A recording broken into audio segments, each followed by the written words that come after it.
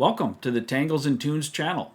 In today's drawing, we're going to do a simple Zentangle composition that uses a single pattern as our focal point, and then we'll use additional Zentangle patterns to decorate or embellish and enhance that initial one. It's a perfect type of drawing when you're busy, you don't have much time, or when you just need to relax a bit because it's simple and not complicated in any way. It's a great warm-up tile as well. So grab your pen and paper and let's get started together. Since this is a very simplified composition we're working with today, we don't need to start with our corner dots or borders or even a string in this case. We're going to just jump right into the drawing. So we'll grab our tiles or our paper and we're going to start with a little spiral similar to the printemps shape if you're familiar with that. And we'll start here in the lower left area and we're going to just create a couple rotations around in our spiral. And we're going to come up to the other corner, the opposite corner, and we're just going to complete a spiral in the opposite direction. So we've just kind of created these mirror images. And they don't have to be precisely the same, but we just want that pattern in this way. And now what we're going to do is we're going to start off the back of this swirl, and we're going to create a simple petal shape, if you will, that comes down and connects here. And we want to make this large enough that allows us some space when we're using our other tangle patterns to embellish. We want to have room within that to do so. And then we're going to just put a couple more of these on the backs of these patterns, and they're going to all meet right down there in that lower corner where that spiral began. And we're probably going to end up with about 4 or 5 of these little shapes. So we made 2 or 3 of them already.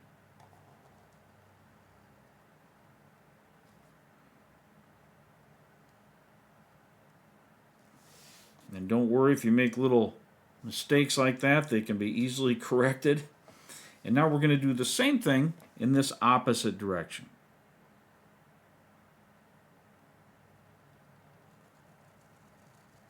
Or on the other side, you could call it. And this tangle pattern is called Swirlz. And I'll put the credits and everything in the description box for the video in case you want to look up different step outs or something like that. But it's a very simple pattern that's very easily drawn.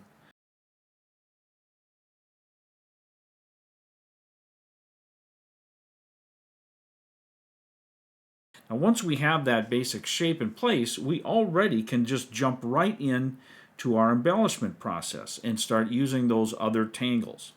So what I want you to do now is identify that central line, the one that sort of connected the swirls together that we first drew, and we're going to draw some little ladybug shapes, as they're often called in the Zentangle drawing world. We're going to create little ladybug shapes that alter back and forth or alternate back and forth on this line. So just pick whatever side you want to start on, and then right where that one ends, that's where the other one on the other side will begin. And we'll just create a repeating pattern like this. And if you want, you can enlarge it as it goes along this line, or you can keep them all exactly the same. There's no right or wrong to that. It's just depending on what look you would like to have. I'm going to give mine some variety as they march across this line. And as you can see, I'm just creating that little half moon shape or that curved line and then inking or filling that in with the pen. And you just want to alternate back and forth from side to side. And this pattern that we're using is a version of the pattern Rain. And again, the details and credits will be listed in the description box for the video. But we're just going to march right across this entire line, repeating this shape as we begin to embellish our Swirlz pattern. Of course, inking is something that takes a little time, especially if you're using a larger space or making larger areas with your patterns. But just take your time with that. There's no rush. There's no need to be in a hurry about it. And if I ever speed up my video or skip over sections, that's just to create a better flow in the video and not bore you by watching me scribbling along forever and ever here. But you can take whatever time you need, and if you're very fast at it, that's awesome too. No worries. This is just a time to enjoy this drawing process and allow yourself to relax a bit and just get carried away, so to speak, by the zen of it all. And I don't mean that in any sort of religious sense, but just in the sense that you're getting focused on a singular task and you kind of get into that flow. You get to forget about other things. Don't worry about what you're having for dinner tonight or what the next step of your day's tasks will be. Just focus on your drawing. Give yourself these few minutes that you're taking, and it's okay to sit back and just enjoy this process without worrying, without stress, and just let yourself enjoy it. All right, now once we have that alternating pattern all the way across there, now what we want to do is create a very nice aura on each side of this pattern that we've created. Now an aura, if you recall, if you're new to Zentangle, is simply a line that follows parallel to a previously drawn line or to a previously drawn shape. So we're just going to give it a little space, and that amount of space is completely up to you, but we're going to follow this pattern around. We're going to create an aura, as it's called, and we're just mapping this out, following the shape that's already there for us, trying to be consistent with that amount of space that we're giving it, and we'll just follow that all the way through. Now, as you get down to an area where it's smaller, you may find yourself adjusting a little bit on that space, but that's okay. Just make it work and follow it along. And now you can draw on the opposite side the exact same thing, or the same kind of pattern. So we're going to start here and just follow this right along with roughly that same spacing, and we're just creating an embellishment to this pattern now, which is also embellishing our original pattern.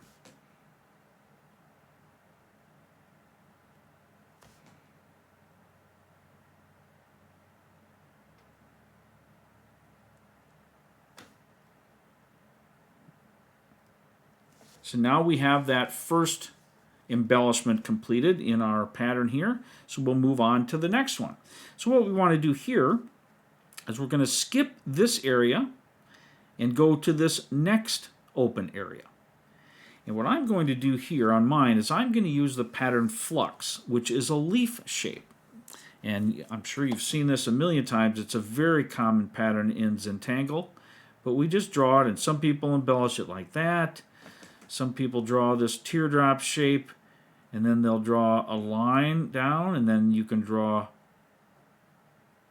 little leaf markers or cut it in half, so to speak, like that, or you can draw it like this and just leave a line. Some people use 2 dots. It's a very simple pattern, and you can do whatever you'd like within it to embellish it, but we want to utilize this little teardrop shape, and they can be nestled right up against one another. And so you can do all kinds of neat little things. You can alter the directions that these go. I'm just, again, using a quick sloppy version here to show you. Now here I'm not altering directions, but I'm pointing them in different directions, and you can overlap them. You can also, as you draw this shape, you can work them in opposite directions. So you can bring a piece that comes around like this, and then another piece that goes like that. So these can really be useful to fill areas. But I'm going to try to create a consistent pattern in filling this item. So I'm going to start down here at the closed end, and I'm going to make a very small one of these little leaves, and I am going to draw just a line up like that to give it the tiniest embellishment. Now I'm going to pick a side, doesn't matter which one, and I'm going to draw another leaf pattern and kind of fill the area. So I'm leaving these little spaces, and now I'm going to alternate. If I curved this way, I'm now going to curve that way. And then I'll repeat this process all the way along this open shape that we're utilizing from our Swirlz pattern. So I'm just alternating what side this little leaf pattern tips toward, but I'm drawing the same type of pattern. And I'm just going to go right up to the top, and then that's where I will stop this particular drawing of this shape. Now, we could stop there if we wanted to and embellish in other ways, but I'm also now going to fill in these little spaces also with another of the flux shapes. Now, obviously in these spots down here it gets very little, so I'm going to leave that just for ink. But here I've got plenty of room to create a small one again, and this just creates a flowing pattern that goes up along this open space that we're filling. And it points all of our little leaf shapes in the same direction, which isn't required, of course, but that's just how I want this pattern to unfold as it goes across this shape.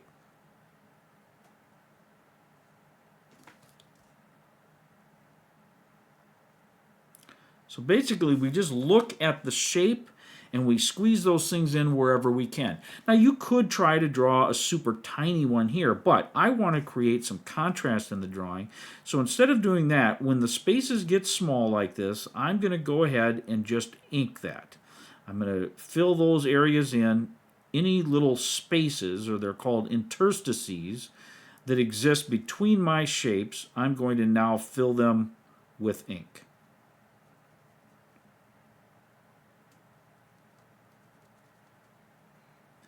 And again, this is that process that lets you just focus and kind of zone out. So I'm going to be quiet for a few moments while we finish inking this area.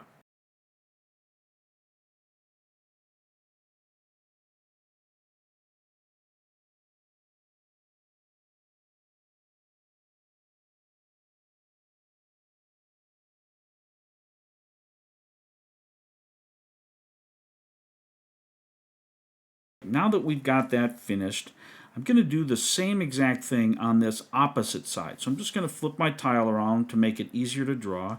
And again, we skip this area and we go to the next open area, just like we did here. And I'm going to draw these same exact types of shapes in the same manner. They won't look exactly the same, of course, but they will be laid into this space in the same alternating way, and then I'll fill those gaps and ink in what's left.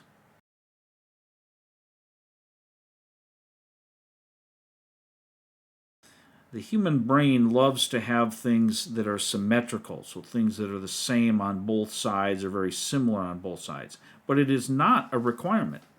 You could draw this shape that we initially laid down, and then you could embellish this tangle pattern with any tangle designs that you wanted, and you don't have to make them the same on both sides. Of course, there's no rules about things like that. But most people do tend to like a sense of symmetry to their drawings or to their patterns. The eye and the brain just don't seem to like it as much if we did one thing on one side and something totally different on the other. And you might think, hey, I do kind of like how that looks, or I have an idea for that, and that is excellent. Run with it. But generally speaking, you'll find that a lot of artists in Zentangle or in pattern drawing in general will create symmetry in their drawings because it generally is pleasing to the observer, to the one who watches it or looks at it. But as an artist, you will always have the final say in your own art and in your own desires with how that art is fleshed out. So once again, I've got the patterns laid in, so I'm going to do that inking now. And like before, I'll kind of keep the talking to a minimum so that you can just enjoy your own relaxing, peaceful time as you ink this.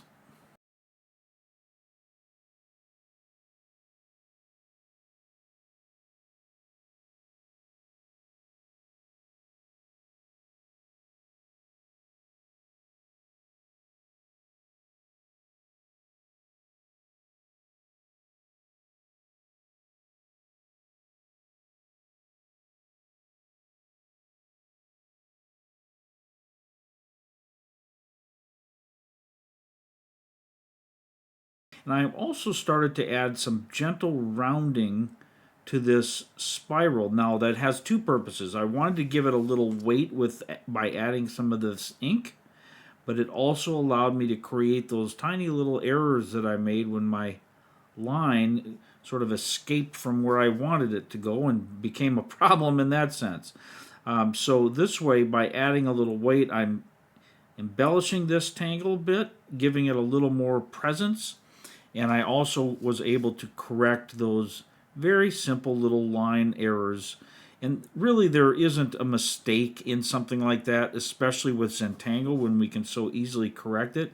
So I use that just as a way of referring to it. It's not really an error, but my control of my line was a little imperfect there, a little imprecise, and it just allows me now, by adding some weight, to give this spiral a little bit of character, but also to correct what might be perceived as a little mistake in my line. And so that's all I've done there, and they don't even have to be exactly the same because we're adding these details to embellish and enhance the tangle pattern, and however we choose to do that is completely fine. But now that I've enhanced and embellished those and corrected that a little bit, let's go ahead and we'll continue making. We're going to skip this, go to this one, and do this same type of pattern here so that we can complete this aspect of the drawing.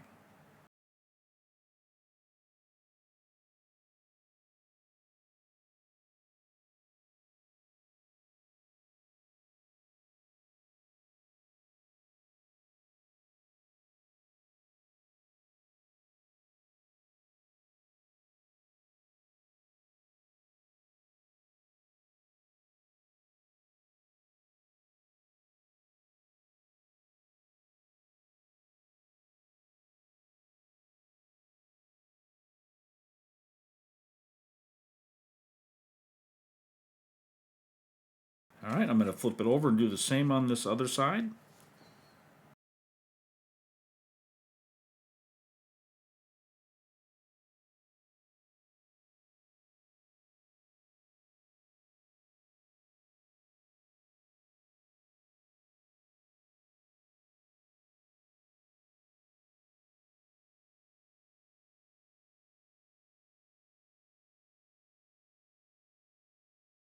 Now there's one additional little embellishment we can do by one additional tangle that's called Damsel Leaf. And we're going to just add a couple of these as little flourishes to our corners. So I'm going to draw a line that comes out from here. And when I get to the end, I'm going to make a little loop and a curve, almost like drawing an ampersand or an and sign. And then I'm going to draw a little bit of a curve out here, but not quite up to the line, so that it leaves a little bit of a gap. And then we'll just ink this in, and it creates the appearance of a little dainty leaf there.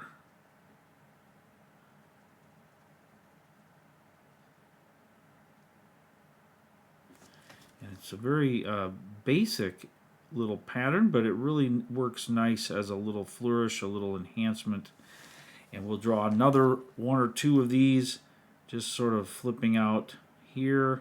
Well, they're not flipping out, but they're coming out from this little crevice there that's created in our pattern. Just seems like a natural spot to add a little flourish or two, just to maybe fill in these spaces and give a little more variety to this overall drawing. But again, we are keeping this composition today quite simple, and so I'll just spin my tile around, and I'm going to do a couple in this direction.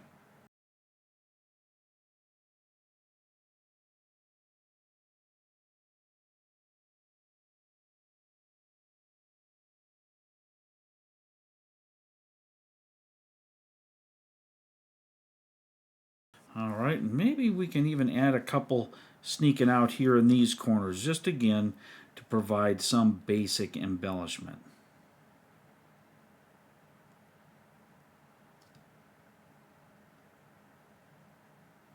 If you look at yours and you think, I don't want to do that, or I only want them in a couple spots, that's totally fine. This is just one example. That's the neat thing with Zentangle, is that when you're shown in a class or in a video like this, or you take a live class and the instructor shows you a certain drawing, it's not becoming the rule that it must be drawn that way. It's simply a pattern, a guide, an example. And you can use that example and try to duplicate it as closely as you can if you'd like, if you feel more comfortable with that. Or you could simply draw your own version of it and be inspired by the pattern and the example you see to create something completely unique and different based on an idea that that drawing or that guide gave you. And that's completely fine. There's no right or wrong to these kinds of drawings. And that's, I've said it many times, but pattern drawing and Zentangle drawing are not representational art. They're not artwork that is trying to mimic something or look like something. It's just the appearance of these patterns in a way that is pleasing to the eye, hopefully, and at the very least is fun to draw and to embellish. And then we create these things and they become our art. A piece of art that we create by simply pausing in our day, putting pen to paper, and enjoying this process.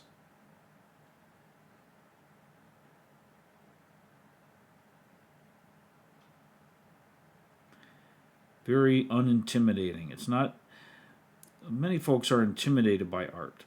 They look at someone drawing an elaborate drawing and they think, oh my goodness, I could never do that. I don't know how to do that. And so then they just never create. They never draw. But Zentangle allows you to set those concerns aside and to simply follow basic steps, basic patterns, and create your own designs and images. Well, now that we've added those simple embellishments, let's do our final step where we add some graphite and begin to shade and bring form and volume and so on and some dimensionality to our drawing. So I'm going to start right here in the center. I'm going to add a little bit of graphite around the edges of this shape that we used to embellish, which is called rain, or it's that variation of the rain pattern. Rain is normally very angular and this is more curved and smooth, but we're going to use that same kind of pattern here, and I'm going to shade around this. And then when I blend it, it'll create some layering effect and give a little dimension and, of course, some tone. Tonal differences are what create shape and volume and things. So I always like to add that. Just laying down a little bit of graphite along these edges. Nothing fancy here, and it just looks like I'm drawing a line there. But depending on the graphite and paper you use, that little line can be spread or blended very easily using a tortillon or a paper stump.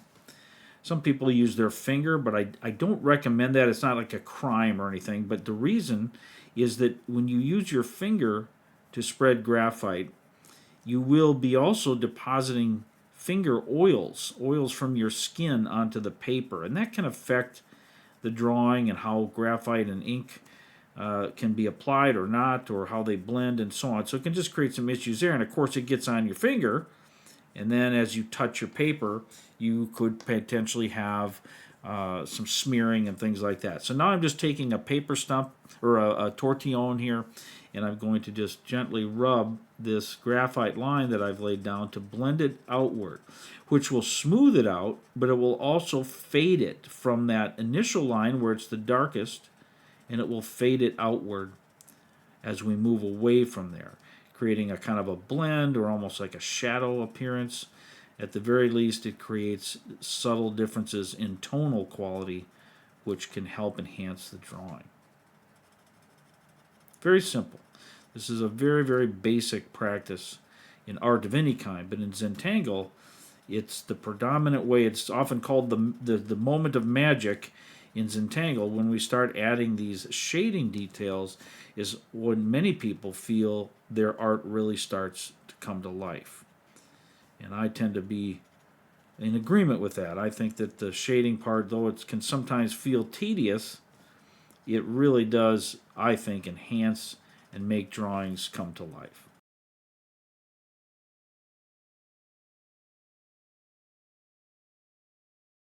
And now we're going to continue adding some shading. So I'm going to add some around these spirals right in the center, or right along the line, because by doing that and then blending it on both sides of the line, we're going to create a sense of roundness to these shapes.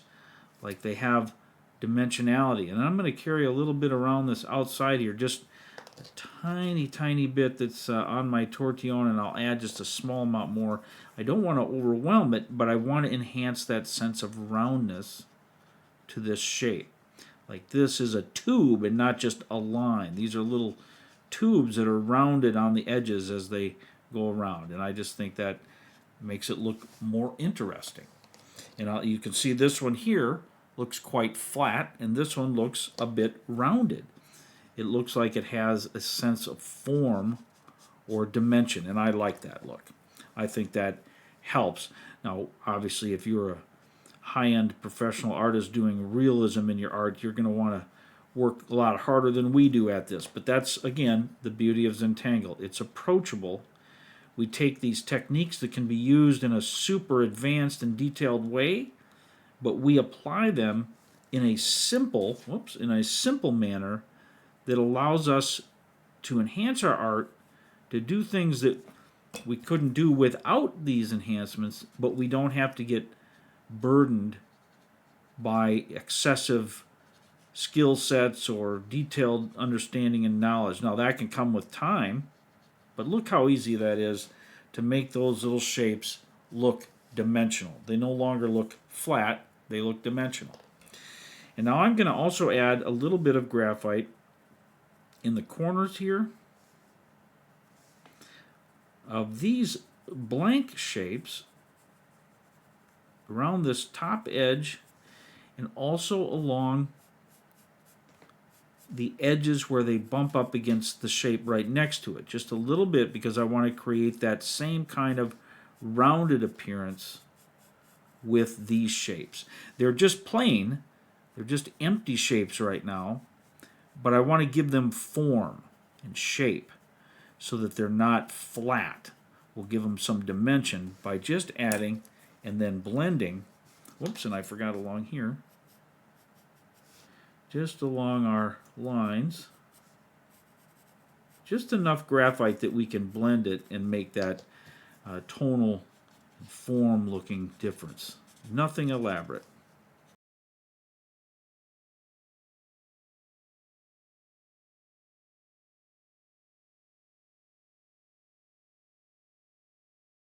Now again, look at the difference here. We have a flat looking piece. I mean, we have a shape, but it looks very flat or two-dimensional. Now here, just by adding a little graphite and blending it carefully, we add a sense of dimension or form to that shape. And that is where the change comes in. That magic moment, as many people call it. And of course, you could choose to have filled these shapes with other patterns and made them even more embellished Zentangle drawing. But as I said, I wanted to just keep this one simple today and let us focus on, again, these elementary techniques.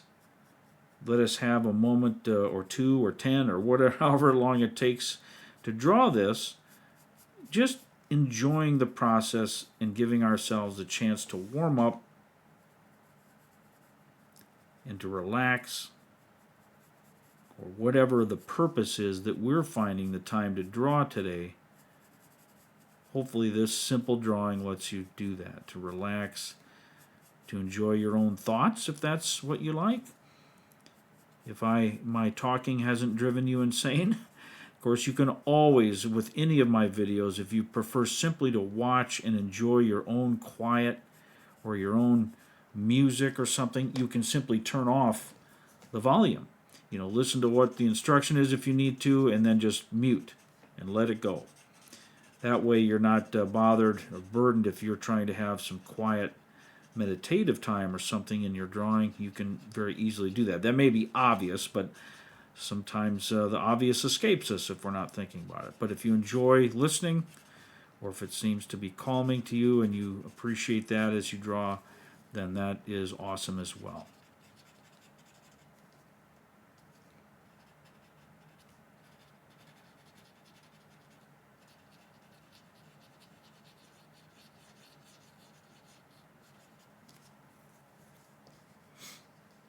I think in my case, I'm going to add just a little bit of shading down in the pointed end, if you will, of these shapes.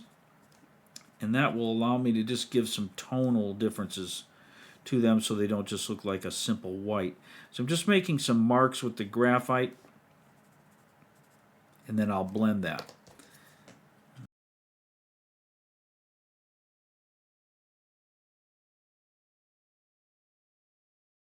But now again, look at the difference. This isn't anything special, but it looks so much better, in my opinion, than this without the shading. And so I'll do the same here.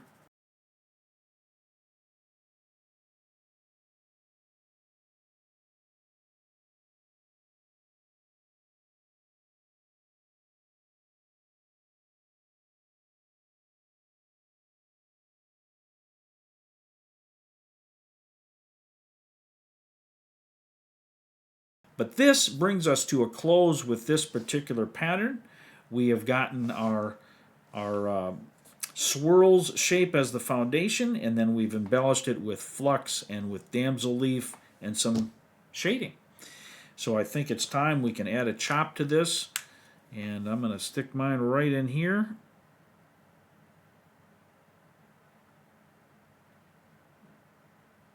And I'm going to call that good for today. But I thank you so very much for joining with me again today in the Tangles and Tunes channel. I hope that you've enjoyed this process and completing this drawing for yourself as well. But until next time, take care. Bye-bye.